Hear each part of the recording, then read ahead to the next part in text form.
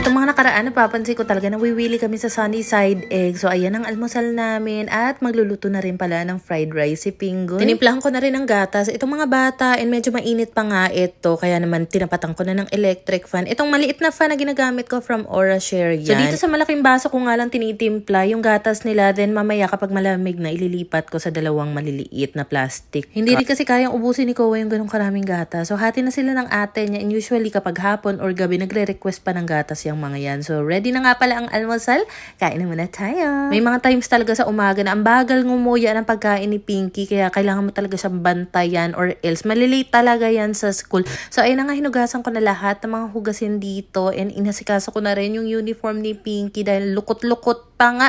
So, isa lang muna ito dahil yung dalawa nandun pa sa labas. Kukunin ko pa sa sampayan. So, paplansyahin ko na lahat ng blouse ni ate para sa mga susunod na araw. Hindi ko na kailangan magplansya pa dito. Napansin ko, ay na rin talagang pumasok ni Pinky nang hindi nakaayos yung buhok niya or nakalugay lang. Gusto niya kahit papano natalian siya ng buhok. So, ayan nga si Pingoy. Ang sipag talaga niya magtirintas ng buhok ng mga bagets namin. Sobrang hands-on talaga si Pink pagdating sa mga bagets. So, ayan, after niya nga mabihisan itong si Pink Alesana, tsaka niya naman ihahatid. And, nagpunta pala dito si Papa. Wala pala siyang idea kung saan makikita yung commission niya. So, ayan, commission reveal sa ilang buwan ng pag-a-affiliate ni Papa. May sweldo na po siya. 581 pesos and 32 cents. O, diba? Simula kasi nung lumipat si Papa dito sa Laguna from Pasig, nag-start na siyang mag-affiliate. Talagang pinush ko talaga siya na pag-aralan yan. And na-enjoy niya namang gawin. So, lahat ng mga products na meron ako dito sa bahay, sabi ko, i-film niya ng i-film. Siya na bahalang mag-edit, mag-voice over. So, feeling ko naman, nagagamay niya na talaga yan dahil bihirang-bihira na siya magtanong sa akin. Ngayon, ang problema, papaano ma-release yung kanyang commission? Gawa ng, hindi niya maalala yung email address niya. Yun naman, diba, tinry ko nga i-withdraw. Ayaw nga pumasok ng code doon sa Gmail mo na 30. Diba? Ngayon. Tinry kong baguhin yung email address. Ngayon lalak na. Ayaw nang ma-withdraw. Ganon. Joke ka sa Gcash na. Paano yan? Paano ba magpa-cash out? Sige yan, turo mo sa akin. Kasi alam mo na yung Gcash number nila, di ba? Tanong mo muna doon kung may ganun silang pera. So, pinrank ko lang muna talaga si Papa. Pero, ang totoo, ginawa ko talaga ng paraan para ma-retrieve nga yung mga details niya at maipasa sa Gcash niya nga yung kanyang commission para magamit niya. Tapos, alam mo ba, nung nalaman niya na nasa Gcash niya na nga at ipapa-cash out na nga dyan sa tindahan na malapit, ang tanong niya agad sa akin, Neng, anong gusto mo? Para bang million talaga yun. Pero sabi ko nga, wag na pa, kung ano lang yung gusto mo, kailangan mo, yun na lang yung paggastos. Tinanong ko nga si Papa, anong feeling? Meron ka ng commission? Kasi before, tinitingnan naman namin yan, mga 50 pesos, 100 pesos lang. So I think, mga ilang buwan na rin, ilang linggo, hindi namin tinitingnan yan. Ngayon na lang ulit nagulat siya, nasa 500 na nga mahigit. Anyway, kung gusto niya rin bumili sa mga products na nasa showcase niya, eto po yung account niya sa Black App. Si Papa pala yung nagsundo kay Pink sa school dahil busy sa kusina si Pingoy. Plus, itong kurtina na nga ito, binabad ni Pingoy. Yan, nalabhan niya na. Dito ko na lang din sinampay. Wala pang isang oras. Tuyo na agad. O, diba? Kaya ako naglalagay ng ganyang kurtina dyan sa gate namin. Para hindi kami masyado kita. And nga pala, ang dami namin malalaking sibuyas na ibigay ng landlord namin. Siguro mga a few weeks ago. Yan na lang yung natira. Pero kasi ang laki-laki niya talaga. So, ayun nga pala si Pingoy, busy-busy na nga sa pagluluto. And ako naman, pagkagising ko pa lang kasi, nagsalang na agad ako sa washing machine dahil medyo marami talaga akong labahin ngayon plus yung mga labahin pa ni Papa, kailangan ko ding isalang. So, busy kami pareho at busy rin naman yung dalawang bagets. Itong si Ko, pag may nakikitang bubble wrap, ang hilig niya talagang paputukin yung mga bubble wrap na yan. Naglagay na rin pala ako ng picnic mat dito sa may harapan ng pinto. Gawa na yung mga bata. Ayaw naman magsipasok sa loob. Gusto dito lang tumambay. So, ayan, tinapatan ko rin pala sila ng electric fan. At eto yung mga pinaglalabhan ko. Meron pa ako nakasalang dyan, pero nagpahinga muna ako dito. Dito na lang din pala ako muna tumambay. Di ba nga nagtitipid kami sa kuryente dahil OA na masyado yung takbo ng metro namin. So, iwas aircon, tambay sa labas. And alam mo ba dati pa, gusto ko talaga magkaroon kami ng folding bed para pag tanghali, siesta. Dito lang kami higa-higa sa labas. Kaso, ang liit nga ng space doon. Kinabukasan na pala ito pagising nga namin. May pandesal na nabili si Pingoy. Natimplahan niya na rin ako ng kape. Pagkatapos namin kumain, alam mo, ewan ko ko bakit gutom na gutom pa rin ako. Sabi ko, lala, parang gutom pa rin ako. Gusto ko ng kanin. Tapos sabi niya, kasi sabi niyo, pandesal.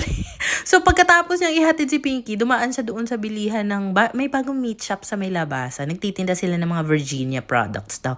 So bumili siya nitong cheese dog doon. Virginia daw yung brand niya. Tapos nagluto pa siya ng itlog, may kanin. So ayan, pangalawang breakfast ko na po ito. And grabe, ang sarap nitong cheese dog na to. As in, sobrang cheesy niya talaga. Tapos pinartneran ko naman siya this time ng calamansi juice. Bale, tubig lang yan, tapos calamansi extract, honey, and then ayan. So pagkatapos naman kumain, nag-asikaso na rin ng pang-lunch si Pinggoy. And hindi lang ako lagi nakahiga lang dito sa sofa, nag-e-edit din ako niyan. Marami rin akong iniintindi, gawa ng yung trabaho ko ay nakaikot lang din naman sa cellphone na ito na ginagamit ko ngayon. Tapos gawa ng, siguro napasarap yung pag-upo ko dito. Sabi ko, ay manood na nga lang din muna ako ng movie. Ang pinapanood ko dito, Roofman yata yan. Ang ganda ng movie nito, in fairness. So, nung busog na ako, nakapahinga na ako, tsaka lang ako lumabas at ako naman ang magpapakapagod today. So, ito yung mga pinaglalabahan ko kahapon at feeling ko naman tuyo na sila. So, kailangan ko na nga ang alisin dahil meron pa akong kailangang isalang sa washing machine.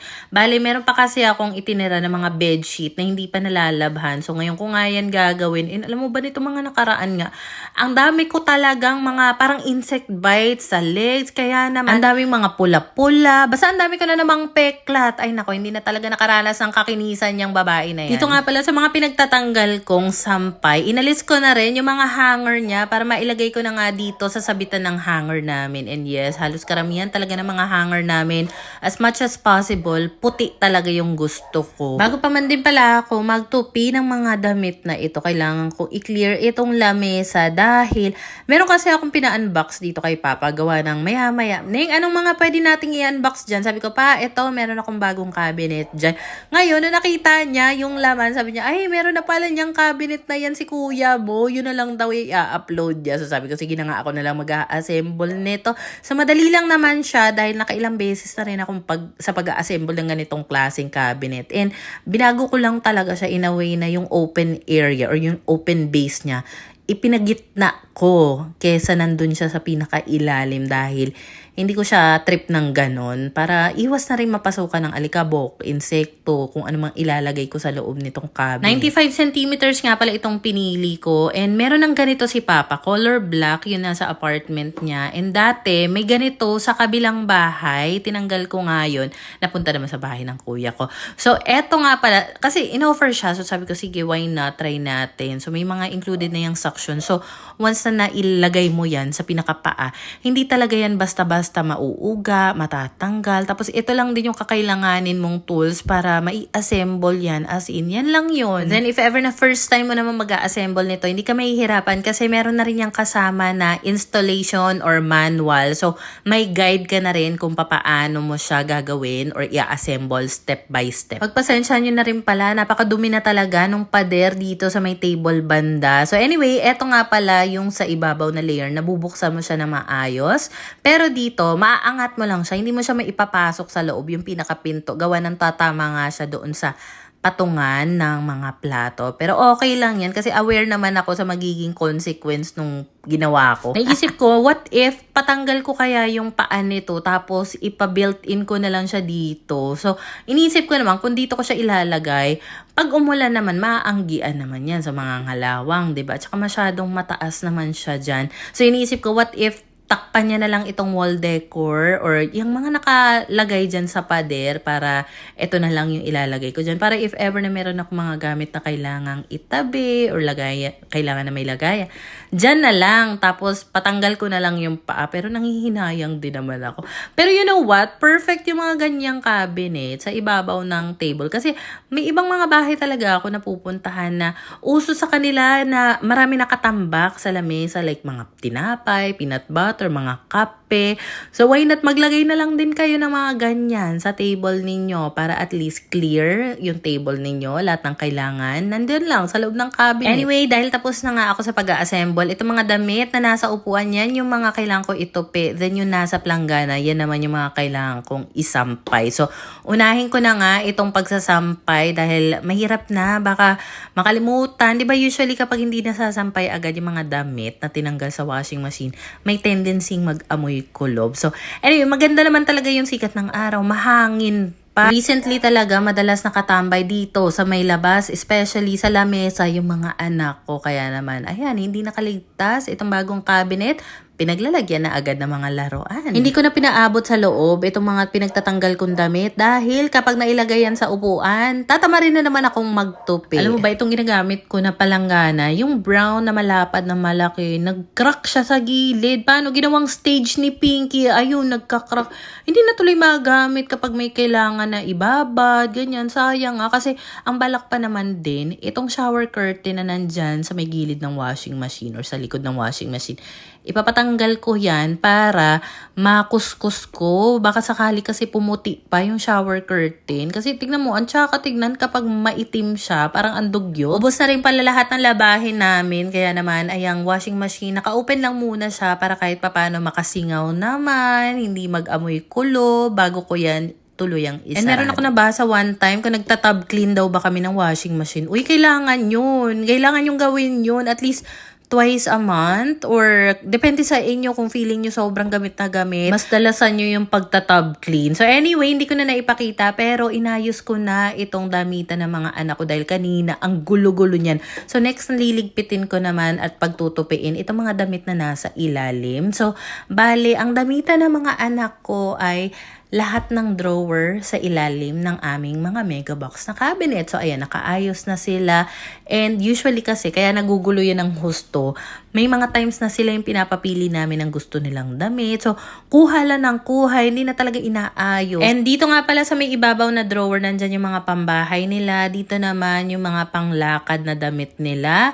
Tapos, yung mga underwear, mga medyas, nandito naman sa kabilang drawer. So, andyan yung mga lampin, face towel, ito yung mga socks, medyas nila. Ito lagay ng mga panty nila. And then, dito naman sa may dulo na organizer, yung mga bimpo, lalo na kapag nilalagnat, yan yung ginagamit kong pang lagay sa noon nila ng mga bimpo. Tapos, yung ilalim na drawer, ang nakalagay na lang dyan, pang swimming nila, yung nakabag. Kasi, nagbawas din ako ng mga damit ng mga bata. So, may malaking extra space pa nga dyan sa ilalim na drawer. Sobrang dami ko na talagang na-let go na damit naming mag-iina dahil ayoko na marami kaming damit, especially kung hindi naman nagagamit, hindi kailangan, tapos hindi na kasya. Bakit itatabi pa? Ipamigay na lang kung merong may gusto or ibenta kung lalo na kung magaganda. Anyway, paglabas ko nga dito, natanggal na pala ni Papa itong shower curtain. So, ayan, medyo maalikabok talaga siya and hindi ko alam kung makukuskus ko yan today.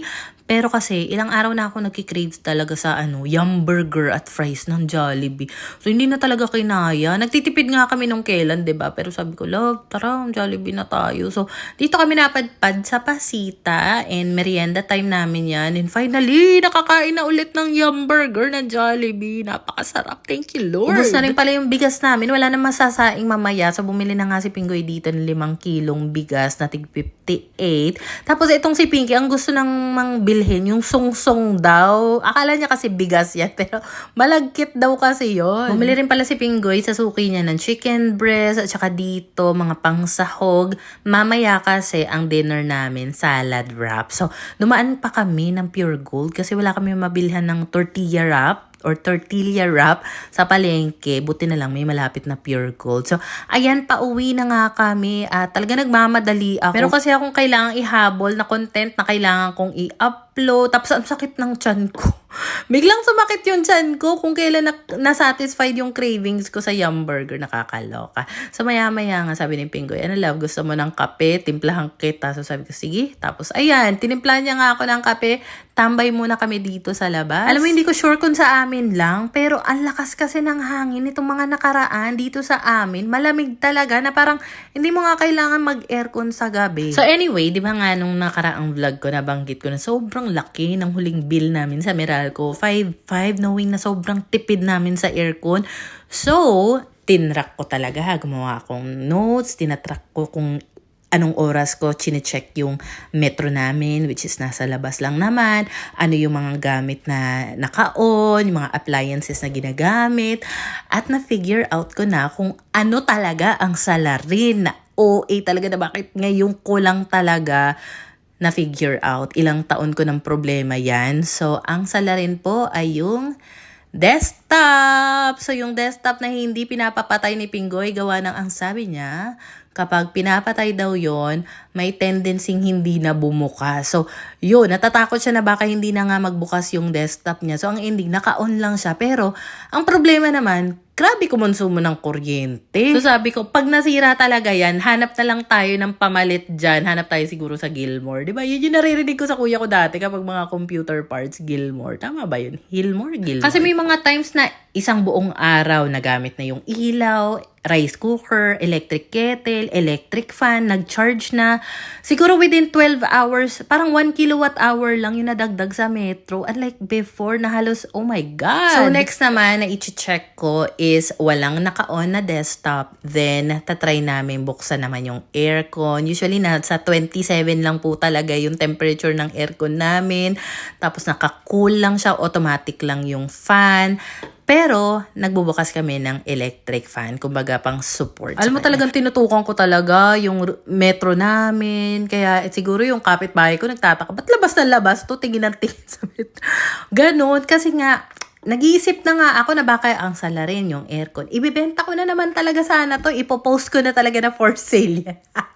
So anyway, update nga pala dun sa desktop ni Pinggoy. Kapag naman binubuhay niya or binubuksan niya, bumubukas pa rin naman. So, hindi naman siya nasisira. Thank God. Huwag naman muna masira. So anyway, dahil nga napunasan ko na ng husto itong aming lamesa dito, pagtatanggalin ko na yung mga natitira pang tupiin dito para mapagtutupi ko na nga at para umaliwalas naman dito. Kasi kapag meron talaga nakasampay dyan sa taas, parang hindi ako mapalagay. Parang ang sagwa, ang gulo, arte. So, yung bagong cabinet na inassemble ko kanina, dyan lang muna siya pansamantagal. Pero ililipat ko pa rin naman yan kapag nagka-time na nga ako maglinis at mag-ayos-ayos doon sa loob ng bahay. Kanina pa pala ako nag-message kay Papa na, Pa, meron kang burger dito. Binilang ka namin. Punta ka na lang. Hindi sumasagot. Feeling ko, busy na naman yun. Kaka-voice over, kakagawa ng content. Kaya naman sabi ko kay Kowa, tara Kowa, ihatin natin kay Papa Arnel yung burger. Siya na nga daw ang maghahawak at siya na daw ang mag-aabot kay Papa. So for the go! Galing ng baby ko talaga. Galing mo talaga, Kowa. Where there? There's so many. No, my dad did that. Daddy mo? Mom, I'm tired. Tired ka na? Wala pa yata 2 minuto itong videographer ko. Tired na daw siya. Well, anyway, eto nga palang bagong laban na Dunkin pillow. Pinaglalagay ko dito sa compression bag. Even yung ibang mga stuffed toys ng mga anak ko, nandito lang din nakalagay. Then ginagamitan ko lang siya ng electric na air pump para hindi siya masyadong space consuming. And then yung mga tinupi ko, pinasok ko lang din sa loob. So nga pala, yung kapitbahay namin, merong kalaro si na Pinky. Mga 10 years old na yata yung bata. Gustong-gusto nilang kalaro, lalo na kapag hapon. Tapos binigyan pa sila ng laruan. Parang isang set yun na Play-Doh yata. Basta parang clay, ganun. So habang busy nga sa labas, yung mga bagets, kakalaro ng bagong toy nila, si Pinggoy, busy rin siya dahil kanina pala pagdating namin, minarinate niya na yung chicken breast, tapos ayan na, pan-fry niya na, hinihiwa niya na dahil magpe-prepare na siya para doon sa aming dinner na salad wrap. So, meron na nga siyang nagawang sauce, nahiwa niya na yung tomato, cucumber, tapos sa lettuce naman daw, kung ano lang yung gagamitin, yun lang daw yung huhugasan niya, then the rest ilalagay lang muna daw sa ref. Nung nakaraan kasi, meron ako na-edit na lumang vlog ko lang naman yun, tapos nakita ko kumain ako sa salad stuff for the very first time.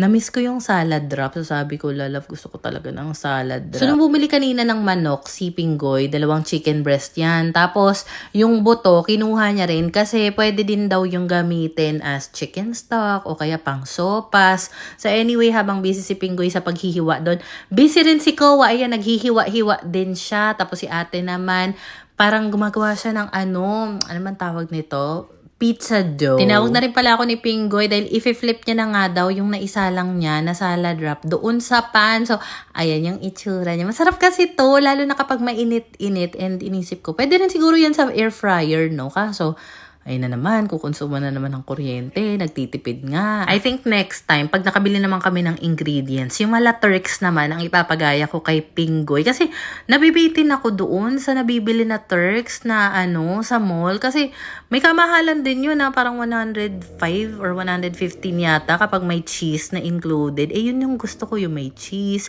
So let's see kung ma-achieve ni Pinggoy yung lasa nun. Pero kaya niya naman daw gawin. So why not? Iba daw yung timpla ni Pinggoy dito ngayon kasi hindi siya nakabili ng basta yon yung Worcester na sauce kasi before ginagamit niya daw yun kapag nagmamarinate siya ng chicken breast. So anyway, okay lang yan. It's the effort, the thought that counts. Thank you so much, my love. Ha? Aww, ang ganda naman. Naka 1-2 hair pa. Wow! Are you packing an order, Koa? Yeah. Wow! Amazing, guys! I want to make mine too, just like my. So, tinawag na nga kami ni Pinggoy dahil ready na nga ang dinner. Meron pang natira dito na chicken breast. And hindi ko pala nabanggit, breakfast pala na niluto ni Pinggoy kanina. Spaghetti. Pagising namin, luto na yung spaghetti. Ayun, nandun pa sa kaldero. So, meron pa dito maliit na longganisa. May fried rice pa nga kasi yung pinaglutuan ng longganisa nung lunch, doon niluto ni Pinggoy yung kanin. So, ayan, kain na muna tayo. So, eto yung magiging dinner namin. Even si Papa, pinapunta ko na nga para makakain kami dito. So, ayun lang naman yung mga kaganapan nitong mga nakaraang araw. Thank you so much for watching. Follow, share, and like this video.